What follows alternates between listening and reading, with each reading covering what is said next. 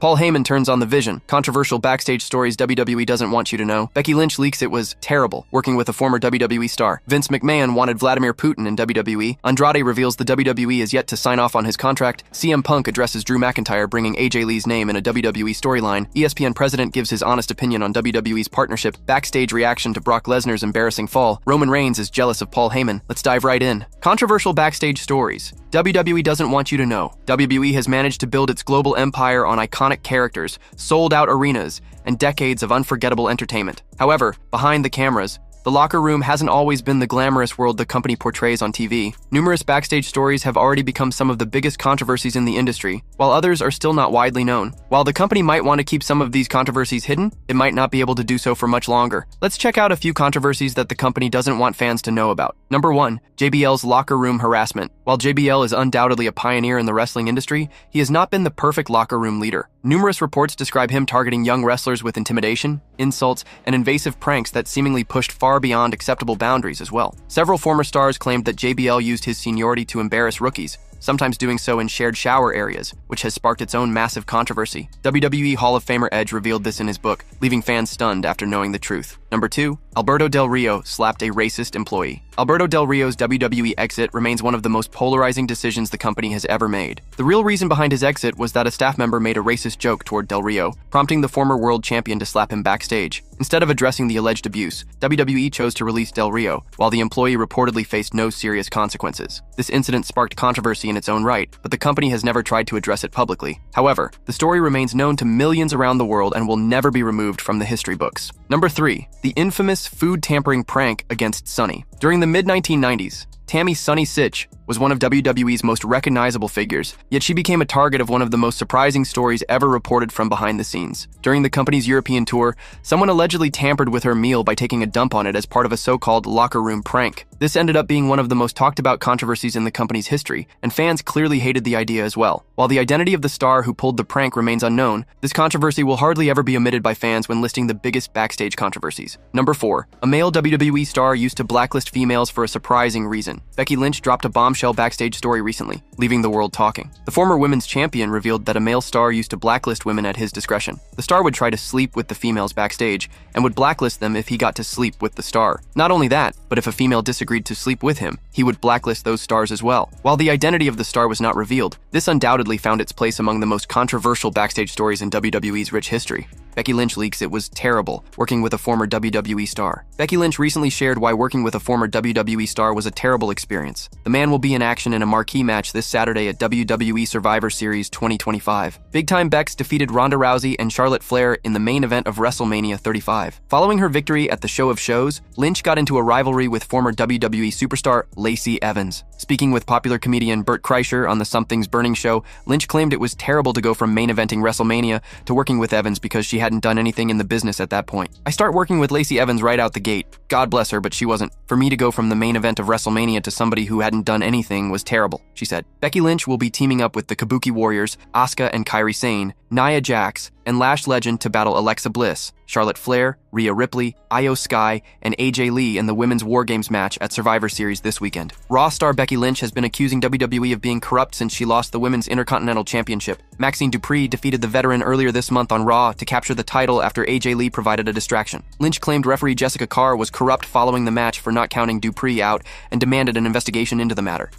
Becky Lynch, was robbed, a true champion, and that referee, Jessica Carr, people are saying very corrupt, looked very, very suspicious. Terrible calls, bad judgment, not even counting. Maybe she was too busy thinking about being a star. People are saying the finish was a complete mess. Horrible! Fans deserve better. Huge injustice. We must investigate, she wrote. AJ Lee and CM Punk defeated Becky Lynch and Seth Rollins in a mixed tag team match at WrestlePalooza 2025. Rollins suffered an injury at Crown Jewel and recently had to relinquish the World Heavyweight Championship. CM Punk won the title by defeating Jey Uso at Saturday night's main event earlier this month. It will be interesting to see what WWE has planned for the rivalry between Lee and Lynch in the weeks ahead. Vince McMahon wanted Vladimir Putin in WWE. Vince McMahon often aimed to break new heights in WWE when he was in charge and the sole owner. Recently, Lana revealed that the former CEO really wanted Vladimir Putin to attend one of the shows. In 2014, Rusev became a staple on the main roster under Vince McMahon's creative leadership and proudly supported Russia as the United States champion. While the storyline ended when John Cena won the title, Vladimir Putin, the the president of Russia, was often mentioned and even showcased on the Titantron as the Bulgarian brute paid his respects. In an interview with TMZ's Inside the Ring, Lana, aka CJ Perry,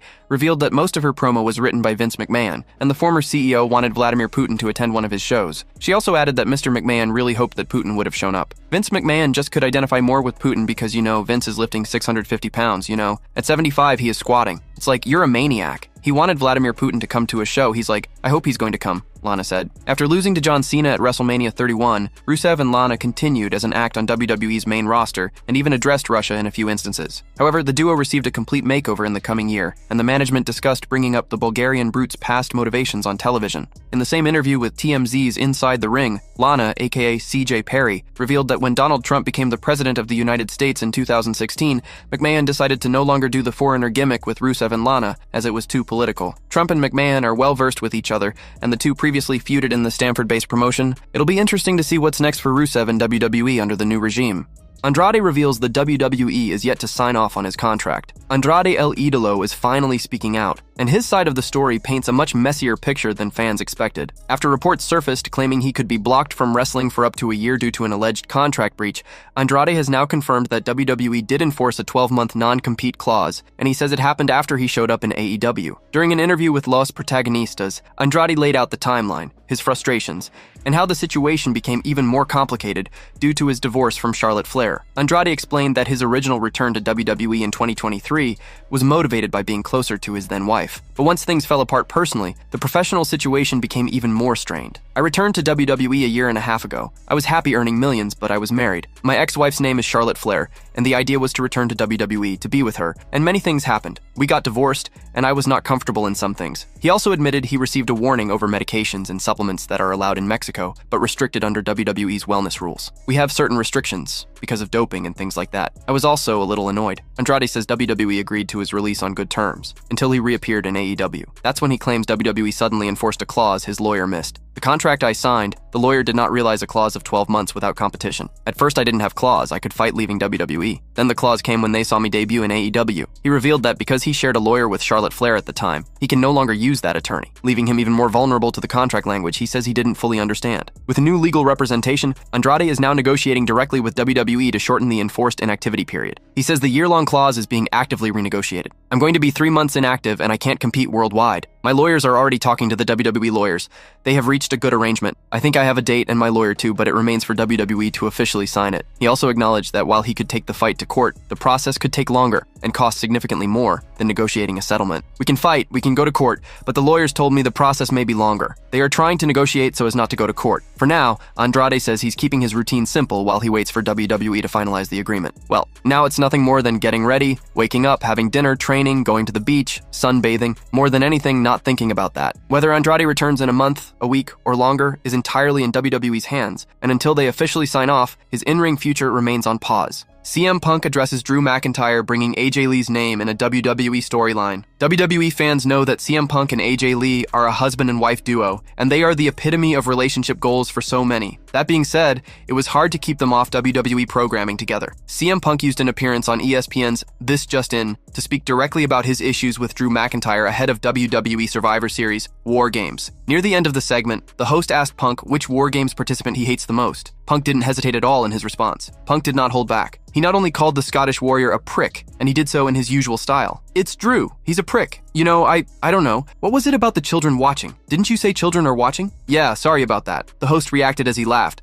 To that, Punk continued speaking about how things to be more personal with them. It's uber personal with me and him. I think most of humanity doesn't like Logan Paul, and it's because he's a douche. You can just watch him and be like, yeah, okay, I don't like that guy. I don't like his face. I don't like his attitude. I don't like his broccoli haircut. CM Punk then shifted back to Drew McIntyre, where he gave a very direct public acknowledgement of those comments about AJ Lee, and even their dog Larry. When you cut that deep and make things personal, it will be hard for Punk to forgive that one without a few receipts. Drew McIntyre is just kind of a next-level personal thing.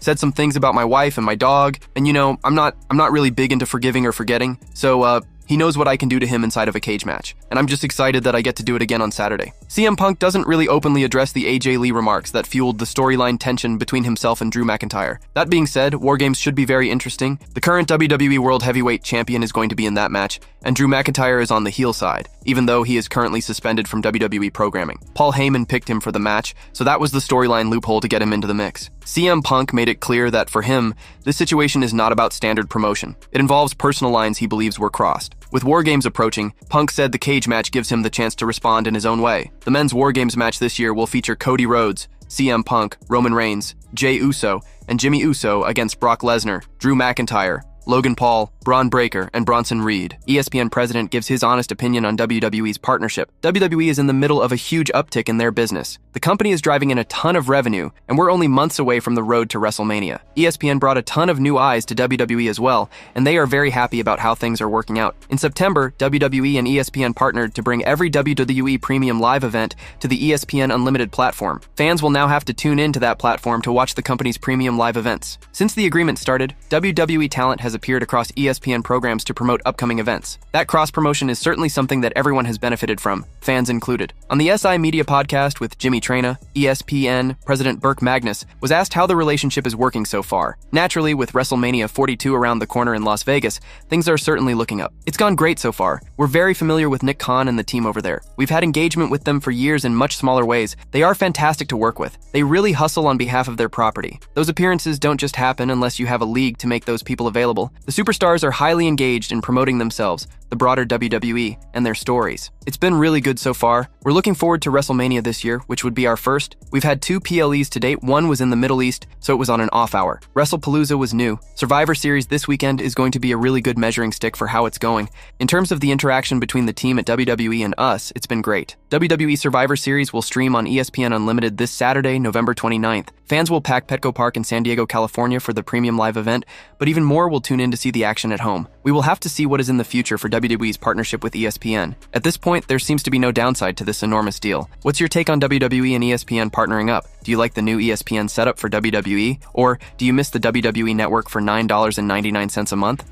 Backstage reaction to Brock Lesnar's embarrassing fall. Even Brock Lesnar isn't immune to gravity, and now we know what went down backstage after his unexpected slip on WWE Raw. During an appearance on the No Contest Wrestling podcast, Bronson Reed pulled back the curtain on Lesnar's viral entrance mishap from the November 24th episode of Raw. The Beast was making his trademark pyro pose entrance alongside Paul Heyman when he slipped on the ramp, tumbled to the ground, and instantly popped back up. The moment instantly became a meme online. But what happened after the cameras stopped rolling? Reed, who was in the ring at the time, didn't miss it, and neither did anyone else. I saw him slip and somehow back roll, get straight back to his feet. And in my mind, I was like, he's either going to laugh this off, which he seemed to do, he laughed it off, we got to business, or he's going to be very angry and all those guys in the ring are going to pay for it. Thankfully for everyone involved, Lesnar chose laughter. When asked about the mood backstage, Reed said it was surprisingly relaxed. Lesnar himself acknowledged the slip and suggested something was on the ramp, possibly left over from a previous entrance. Everyone was quite chill about it. I think Brock himself said it. He walked through the curtains and he had slipped on something. Drew said in his entrance he almost slipped. So I don't know if someone had wet their hair or some oil or something was out there on that entrance way. Reed admitted that if this had happened to almost anyone else,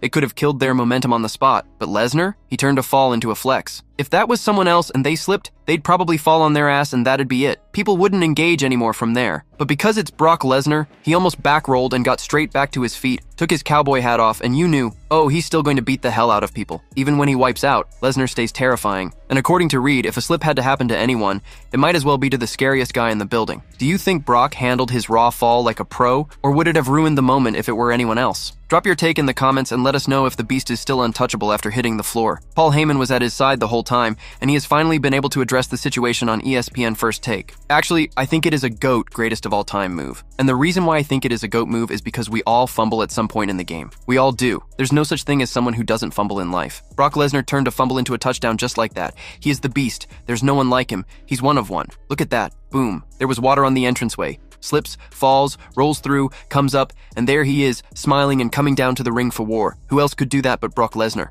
Roman Reigns is jealous of Paul Heyman, former undisputed WWE Universal Champion. Roman Reigns is one of the biggest names in the professional wrestling world. However, a popular star recently claimed that the OTC is jealous of him. WWE Hall of Famer Paul Heyman made an appearance on ESPN's First Take. The Oracle was there to advertise the upcoming Survivor Series, War Games' premium live event. During the conversation, he was asked why Roman Reigns did not like him. The former wiseman to the tribal chief claimed that it was because of jealousy, Staying true to his heel character, Paul Heyman stated that he walked around as the greatest of all time, something that sports analyst Stephen A. Smith wanted to be. He added that it made Reigns jealous and envious of him. It's just a matter of jealousy. When you walk around life as the GOAT, when you walk around life as the one man on the planet that Stephen A. Smith wishes he could be, even the tribal chief Roman Reigns will be jealous and envious of you, Heyman said. During his appearance on a recent edition of Stephanie McMahon's What's Your Story podcast, Paul Heyman explained how Brock Lesnar's on-screen character was different from the tribal chief. The 60-year-old stated that Brock Lesnar's character lacked depth, as it was intentionally made one-dimensional. On the other hand, Reigns' character was well layered. He opined that watching the tribal chief's development was breathtaking. Brock Lesnar